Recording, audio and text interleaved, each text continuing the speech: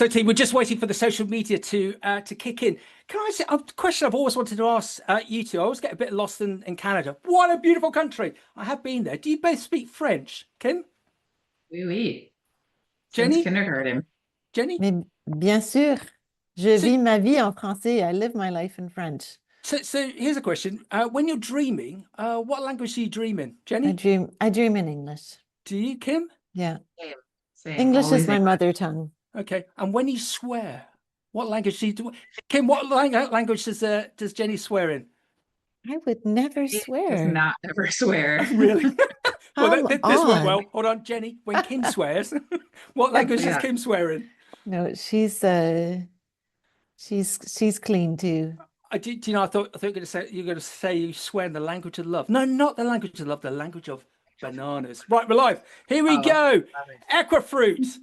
The Equifruit. I'm so excited for you guys. Let's do the proper introduction. Here we go. Welcome to the Beanstalk.Global pre-show series for the IFPA Global Produce and Floral Show 2025. My name is Max McGillivray from Beanstalk.Global. Before the doors even open, we're setting the agenda, what to watch, who to meet, and why it really matters, especially with Equifruit, why it really matters. We will all be at the event itself with our internationally renowned interview series, plus taking photos of the movers and shakers. But the series gets you ready for the show. And it's beyond great to have these two. How could I was going to say to describe you as wild cats, but you're Oh, such a big team, oh, and you got Oh, you got such momentum. So proud of you and everything that oh. you both collectively have achieved. And Jennie, you're just knocking it out of the park. Kim, tell us about Equifruit. Let's have that intro. Go. go fruit.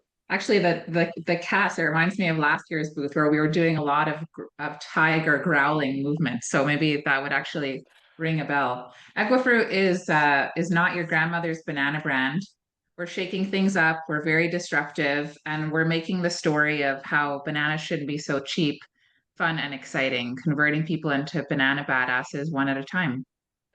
And I'm trying to remember how our like commercial relationship started. I think Jennie, back in the horrible days of COVID, you very kindly reached out to me, and we did a couple of broadcasts. And I realised then there was a magic dust about you guys. I think I described it on the basis that the fresh produce sector globally is fantastic. It's a big family. It's a big community. But there's some people doing good, and I ascertained that from you.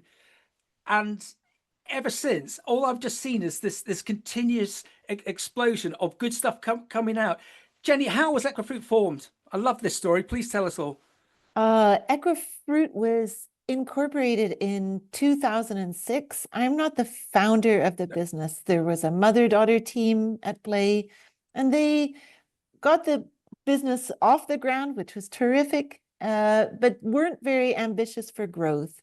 When I bought the company in 2013, and when Kim came into my life about a year later, we set about a different vision for Equifruit, one of global fair trade banana domination. We want to grow so that the difference that we make on the global banana market is material.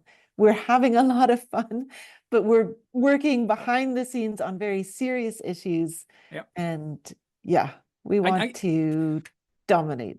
Jennie, thank you. Kim, why is this so important? So important because if we don't achieve global fair trade banana domination, we'll have let down thousands of banana farmers who wake up on a Monday morning just like us, but they have a very long, hot, itchy, difficult day ahead with a lot of weight on their shoulders, literally, and they're underpaid for their work. So our solution is fair trade. And as a women-owned B Corp, we just keep at it, no matter how difficult it is, no matter how much rejection we face from the retailers in North America. We just keep beating the drum. And one by one, we find other Banana Badass customers out there who grow with us and who raise their retails very slightly. It works out to $5 more a year for the consumer. And they have this wonderful story to tell and this very cool brand to align themselves with. Yeah. So it's a big leap of faith, but we've shown that you can raise your price on retails and the sun will come up the next day. Mm-hmm. And at the show itself, the Global Produce and Floral Show, I awarded you, in my own parlance, Booth of the Year, because you did something Lovely. incredibly innovative. And if I'm allowed to use the phraseology, guerrilla marketing. So just everyone, if you look online, there's loads of videos of fantastic photos. You had a photo booth there, and you were cramming people in, and they were having that. And so you had everyone, didn't you? You had retailers, you had the ex-head of Google for fresh produce in there, I saw, and just constantly. And it worked so well because it's, what's that terminology in marketing? It's sticky. You got these people coming in, and then you got them if they didn't know you already, and you sold them as Kim did so eloquently just now, the background, the story, and why you want to make a difference. So I have to ask, I'm not being jingoistic, how do you better that? Jenny, what have you got planned for this year? Oh my goodness. I take no credit for this. Kim and her team are total creative geniuses. And we are having a wellness theme to our booth this year. Come for the wellness, leave with the banana badassery. That's all I can say. Okay. Is it? Yeah. No. Should we? Unless you want to say otherwise, Kim. Should we leave it there? Should we leave the titillation there and just see what happens when we get to the event? What do you think, Kim? Well, I think what I would add to that is the whole theme for this year has just been stressing the affordability of Equifruit Fairtrade bananas. We've done the banana math, and it really does work out to about $5 more on your grocery bill per year. And so we found a number of really creative ways to get that message across. And at this year's global show, we're going all in on that theme. And we're kind of, in a way, poking fun at this big blitz around wellness culture, how we are just very seduced by anything adaptogenic or regenerative or functional. And yet the thought of paying $5 more per year on bananas is so expensive, which is so absurd. And so we are brewing up our own wellness lattes. They're free. They're at booth 3568. We're also going to have a very cool wellness challenge outside in the block party area. Okay. So we're going to be very much on theme, identifying banana badasses. And again, like last year, we want to get the whole crowd talking about Equifruit's booth and how we were creative and got this sustainability message across in a way that didn't feel preachy, but instead made you laugh. Well done. And it sounds like I'm criticizing the show, but I'm not. Everyone has the standard booth, and you guys do it so differently, which is fantastic. Are you making a difference, Jenny? We are making a difference. We are making a difference. Equifruit was just named for the 4th consecutive year among Canada's top growing companies. And with growth comes impact. The more that we sell, the more impact we're having to smallholder farmers and farm workers through the mechanics of fair trade. We're really proud of what our small team is doing. Yeah. And Kim, do you think the market is coming towards you as well as everyone in the fresh produce community in the respect of over here in Europe, UPF, ultra processed foods? There's a lot of negativity starting to garner about it, and people want to eat whole foods. They want to eat good food, and they want to eat food with a proper story. So is that helping you, Kim? Would love to know what you think of that on a marketing perspective. Yeah, I think that the data that really gets retailers to consider an Equifruit banana program is less so the health benefits, ironically, even though we are selling a very healthy, good for you product.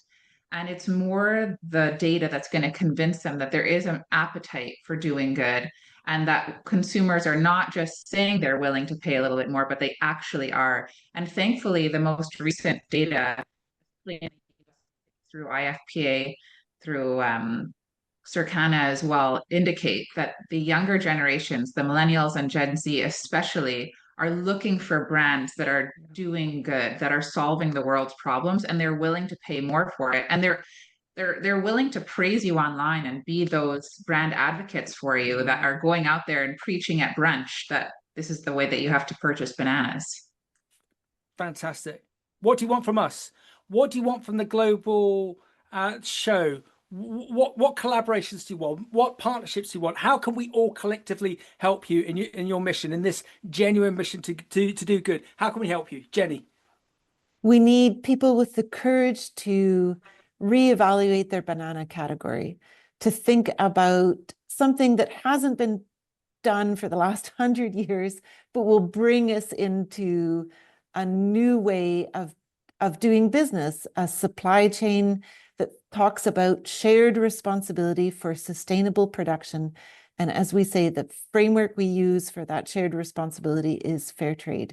We're just looking for banana badasses to join us in this mission. Kim, wrap up for us. Yeah, I think that people come to the global show each year because at the end of the day, they're looking for innovation. And sometimes that means a new sealant on top of your clamshell if you're in the hothouse category. But we're talking about innovation being as basic as paying farmers fairly and watching how communities can thrive when people are working with dignity. So let's reframe our thoughts around innovation and let's consider a brand like Equifruit and let's just get off the race to the bottom because it's so 1985 to be thinking about what your competitor next door has priced their bananas at. If you look at other categories, there's so much innovation in other known value items. Yeah. And if it's okay to say, I hadn't thought about this before, but on the basis of you creating success in what you do, the rest of the fresh produce community family can benefit. Because if we can all learn from you and duplicate what you're doing and benefit their growers for their categories, wherever they may be in the world, that's going to be beneficial all round. Kim? Yeah. Absolutely. Oh, I mean, we have friends in some of the other big banana companies. I'll tell you, we've sat around in a circle and commiserated over low banana prices. So this is not just something that we're on the loudspeaker about. Other brands out there, they want the opportunity to have a better distribution of value along the supply chain. And for us, Fairtrade International is the solution. Yeah. Go, Jennie. I was just going to just to add on to what Kim said there.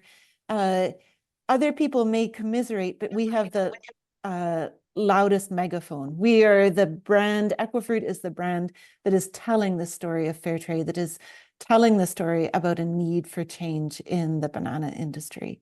And yeah, let's do it. So, team, that's today's Beanstalk.Global pre-show episode with the amazing Equifruit team. We can't wait to meet you at the show. So follow all of our video interviews and daily photo highlights, and let's make this the most enjoyable and productive show yet. And you'll do that by seeing the badasses on. Kim, what stand booth are you on? 3568 and outside in a block party. You'll see us from a mile away. Just look for the yellow Crocs. Excellent. You know what I'm going to do next? Don't be sad. Be happy by being aligned to Equifruit. Thank you, team. Thank you, Max. Thank you.